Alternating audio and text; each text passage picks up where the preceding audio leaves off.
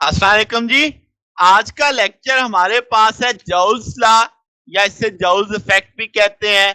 Joules second law के तौर पे भी इसे देखा जाता है।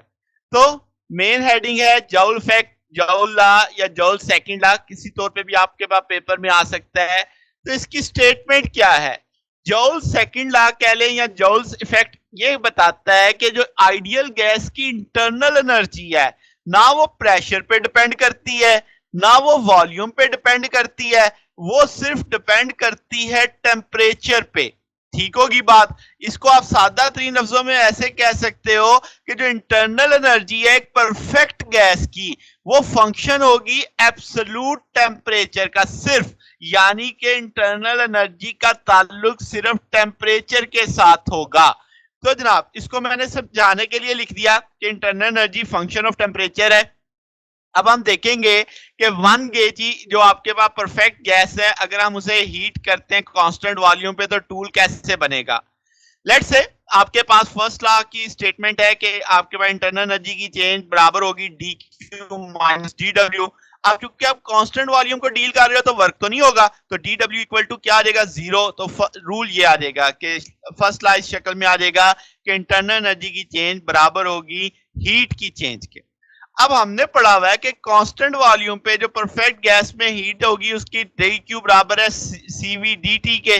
तो ये डी क्यू की वैल्यू यहां पे लगाई जा सकती है। तो ये टूल बन गया कि इंटरनल एनर्जी की चेंज डी क्यू के बराबर थी और डी क्यू बराबर था सीवी डी टी के। अगर आप इसे इंटीग्रेट करते हो तो internal energy CV T plus के यहाँ पे इंटीग्रेशन के कांस्टेंट के तौर पे आ रहा है। तो जॉल्स लॉ ने क्या बताया था कि जो आपकी इंटरनल एनर्जी है वो लीनियरली वेरी करेगी, यानी डायरेक्टली प्रोपोर्शनल है। ठीक है, तो इसका मतलब ये हुआ कि आप इंटरनल एनर्जी को जीरो कहीं पे भी ले सकते हो for any arbitrary temperature reference.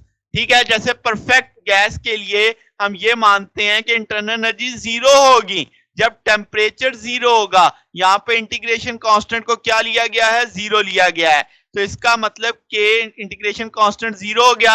अगर आप टी जीरो करोगे तो इंटरनल एनर्जी भी जीरो हो जाएगी। तो ये चीज हमने अज्यूम की। अब इससे नतीजा ये निकला कि परफेक्ट गैस की इंटरनल एनर्जी सीवीटी होगी। अगर आप फॉर यानी परफेक्ट गैस में मैस एम कंसीडर कर रहे हो तो वो M CV delta M CVT आ जाएगा। अगर आपकी परफेक्ट गैस का स्टेट चेंज हो रहा है, यानी स्टेट 1 से स्टेट 2 पे जा रहा है, आप चाहे ये रिवर्सिबल प्रोसेस है चाहे इरिवर्सिबल प्रोसेस है, तो जो इंटरनल एनर्जी की गेन आप कैसे निकालोगे? वो आ जाएगी कि final state minus initial state internal energy की M CV T two minus T one. ठीक हो गया बात?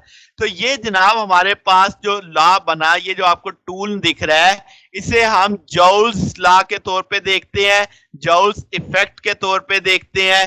तो ये से अब आने वाला जो हमारे पास टॉपिक होगा एडियाबैटिक, उसके अंदर हम इस इफेक्ट को इस्तेमाल करेंगे।